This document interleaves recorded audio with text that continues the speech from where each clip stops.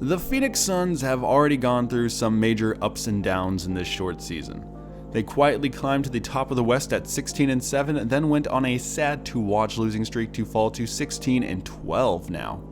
Still pretty good, all things considered. A lot of teams wish they were as good as the Suns, but not as good as they should be. While the internet has been ripping them apart, I'm going to remind everyone that they have been without two of their starters for most of the year. Chris Paul and Cameron Johnson have been hurt. Plus the backup to Johnson, Jay Crowder, is sitting out demanding a trade. They even briefly were without the next backup, Torrey Craig, and once the next backup, Dario Saric, was out, leaving Ish Wainwright as the starting power forward against the Mavericks. And currently, they actually are without all-star starter Devin Booker, and Chris Paul's backup, Cameron Payne, is now out. But even with this boatload of injuries, the Suns have been keeping games close. Some games. As a Suns fan, I know this team could be a contender. They're just a move away. The biggest weakness the team has been dealing with is free throw shooting. Against the Miami Heat a couple weeks ago, the Suns were embarrassed in a way I had never seen. They only shot 4 free throws as a team in the entire game, and they ended up losing by 1. That is unbelievable. The Suns are not drawing fouls at a rate you would expect of a championship contender. They currently rank 28th in the league in free throw attempts per game.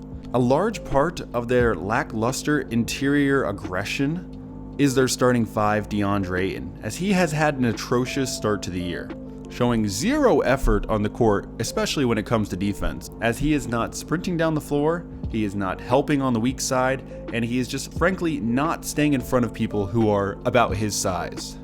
That combined with his 2 free throw attempts per game, which ranks 15th in the league among starting centers, is horrible. Ayton is shooting fewer free throws than Nick Richards and Mason Plumlee. Those guys are only even taking 5 or 6 shots a game. Ayton is shooting 12 shots a game. He is shying away from contact at a rate I've never seen him do before. Plus, he is not grabbing offensive rebounds, he is not crashing the rim hardly at all, and he's just not being aggressive in general. This adds up to no free throws. And I get it, I know he's upset because he didn't get the Supermax money he was eligible for, but he didn't deserve it, and he has only proven that so far this season. I hate to rip so heavily on a single player, but as a Suns fan, I'm going to be critical of what I see. Now, he's not the only reason the Suns are losing. I already talked about injuries, but another reason is they just don't have a good power forward.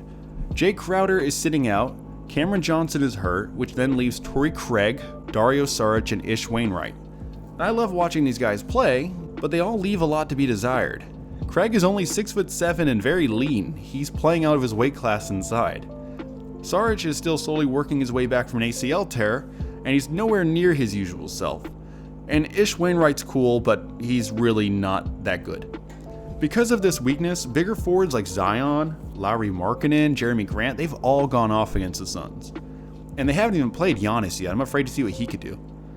The team definitely could use a 4 to strengthen up their defense and provide another level of scoring aggression inside to help them get to the free throw line. So that leads us to the meat and potatoes of today's video. 5 possible Phoenix Suns trades to save their season. I know that title may sound a little dramatic, but I would say it is appropriate. Before we carry on, please like the video, comment your thoughts on the team and some trade ideas you have, and subscribe if you like NBA content. Now, let us get going. The first trade idea I have sees the Suns send away Jay Crowder, who's going to be a common theme throughout all these trades, as well as Landry Shamet to the Detroit Pistons in exchange for Bojan Bogdanovic. The Suns obviously would love to add Bogdanovic thanks to his terrific scoring ability both on the kickout and off the dribble. He is currently putting up 21 a night while shooting 43% from distance. Plus, he is a big enough body to bother other fours while remaining nimble enough to stay in front of most guards. And Bogdanovic actually creates 4 free throws a game, which is double what Ayton produces. I know this one kind of seems like I'm swinging for the fence, but I'm allowed to swing for the fence. I'm just some dude on YouTube. Now, the Pistons, why would they do this? They simply do not need a 33-year-old win-now forward. They obviously would rather have a 25-year-old Shamet. a long-range specialist locked into a very team-friendly 4-year deal. Crowder, meanwhile, is contract filler. I would imagine the Pistons would try to flip him for even more young assets or draft picks, but obviously I know this trade is not spectacular for the Pistons. You might try to argue the Pistons would rather have Cam Johnson, but in my opinion, Cam Johnson, first of all, he's hurt, so I'm not sure they would want him right now. But second of all, the Suns want him too much. The Suns just simply don't want to give up Cam Johnson, and I feel like Shamet is enough. Remember, they are trying to lose games right now, and they want young assets. Shamet's only 25. He is a young asset, and again, he is on a very team-friendly deal. Cam Johnson is due for an extension. Let's move on. The next deal I have has the Suns sending Jay Crowder and a pick to the Charlotte Hornets in exchange for Kelly Oubre. This would be a Suns fan crowd pleaser, as Oubre was beloved by many during his time in the Valley of the Sun.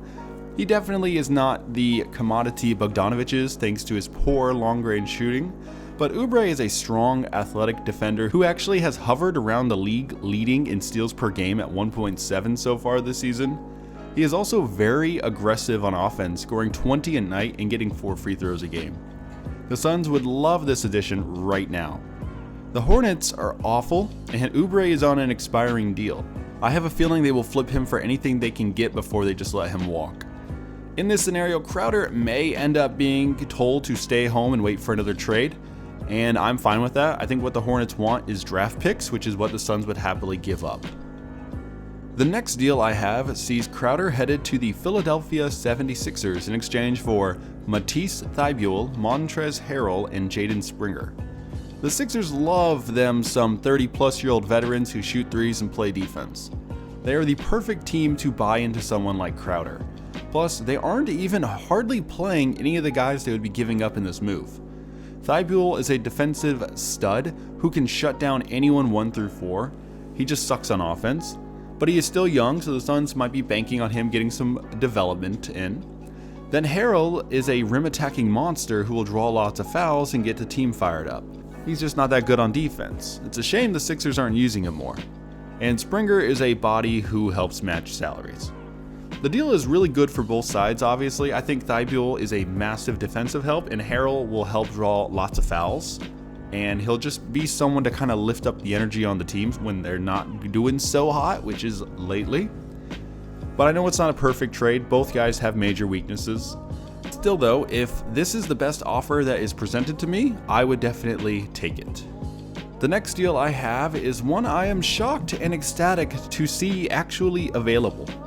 I have the Suns sending Crowder to the Sacramento Kings in exchange for Richaun Holmes. Another Suns fan favorite from a few years ago, Holmes is an awesome combo big man who excels at attacking the rim and contesting shots inside. He's like a Montrezl Harrell type who actually plays good defense. It blows my mind to see him rotting away on the Kings bench, but the Suns would definitely use him immediately and he'd get lots of minutes.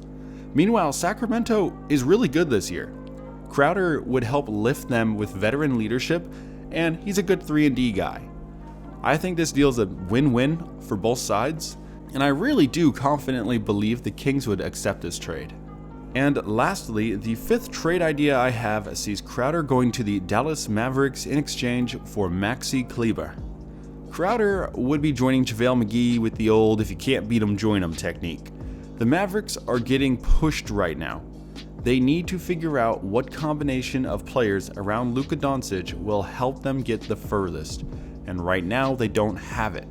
Kleber has not been getting a lot of action this year because he really hasn't been playing as well as he once has. Crowder has a much better reputation of being a defensive specialist who can shoot the long ball. Now, as a Suns fan though, I'm hoping Kleber finds his outside shot because he's shooting 36% right now, but we know he can shoot 40% plus. And he's 6'11". He would be a much better option at the 4 than what we have currently.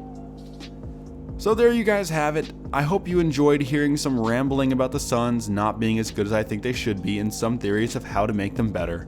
Let me know down below what you all think of my trade ideas. Let me know if you think you have more ideas that are better. And yeah, that's all I got. I will see you all next time.